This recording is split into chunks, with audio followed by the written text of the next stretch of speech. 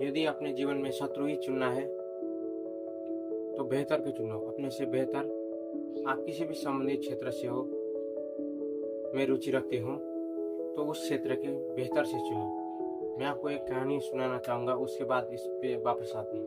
तो मैं एक कहानी आपको बताता हूँ। एक जंगल में एक बाघ था। उस बाघ को गधे ने चुनौती दिया।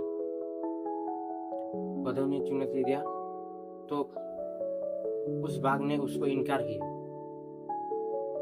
क्योंकि वो बाघ चाहता तो उसको मार सकता था, लेकिन उसके दिमाग में एक ख्याल आया कि अगर मैंने इसको हराया भी तो ज़्यादा से ज़्यादा क्या होगा।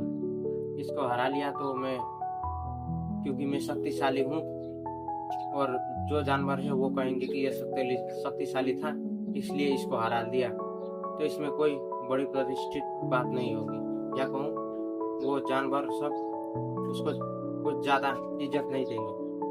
अगर हार गया तो क्या बदनामी होगी कि इतना शक्तिशाली होके उस गधे से हार गया, क्योंकि गधा मूर्ख है, उसने चुनौती तो दे दी, क्या पता वो जीत भी सकता है। इसलिए वो बाघ ने सोचा कि छोड़ो इस बात को, इसको चुनौती अस्वीकार करना ही बेहतर है। अगर सब पशु तो जानते ही है, मैं चाहूँ तो इसे एक पल में खत्म कर दूँ, लेकिन अगर मैं हार गया तो पूरे मेरे समाज में जो मेरे वंश है उसके भी बदनामी होगी। तो इसलिए वो बाघ पीछे हट गया।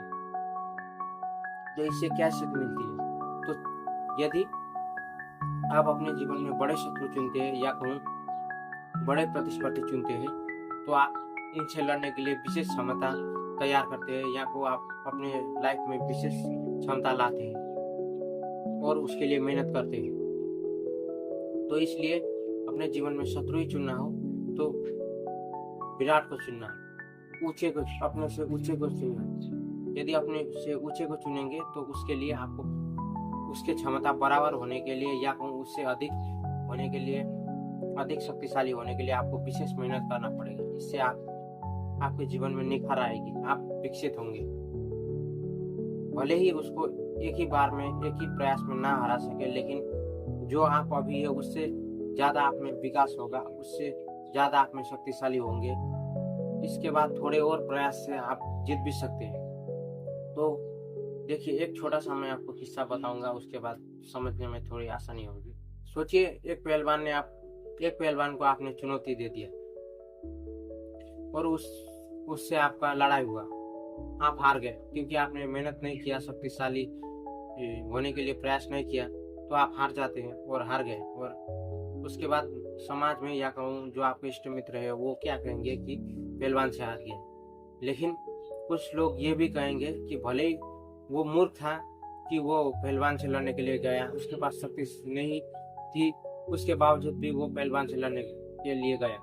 लेकिन और मनुष्य ये भी कहेंगे कि उसमें साहस था, कि भले ही शक्ति नहीं थी फिर भी साहस था कि वो लड़ने गए।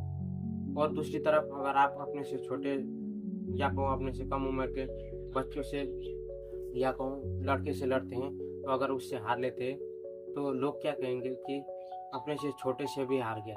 इससे आपके, अगर जीत भी गए तो क्या कहेंगे कि ये छोटे से ही तो जीता है, इससे आपके कोई ज़्यादा प्रतिष्ठित नहीं होंगे, या कहूँ आपको इसमें सम्मान नहीं बढ़ेगा।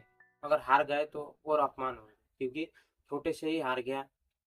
इसलिए अगर पहलवान से हारते हैं तो आपको क्या होगी कि भले ही वो मूर्ख था लेकिन उसमें साहस था, उसका साहस का प्रशंसा करना बनता है, बोलेंगे। इसलिए अपने जीवन में शत्रु ही चुनना हो तो विराट को चुनिए, अपने से शक्तिशाली को चुनिए, या कहूँ प्रतिस्पर्धी अपने से शक्तिशाली विराट को बनाइए। अगर इस दृष्टिकोण से या कहूँ इन लोगों का आप शत्रु बनाते हैं तो आप अपने लिए अपने में काम करेंगे, या कहूँ अपने क्षमता वृद्धि करने में, उससे अधिक शक्तिशाली होने में समय लगाएंगे और आप विकसित भी होंगे और आप में एक साहस का जन्म होगा।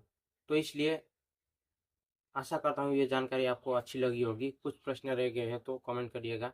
सभी के लिए मंगल कामनाएं। ओम नमः शिवाय।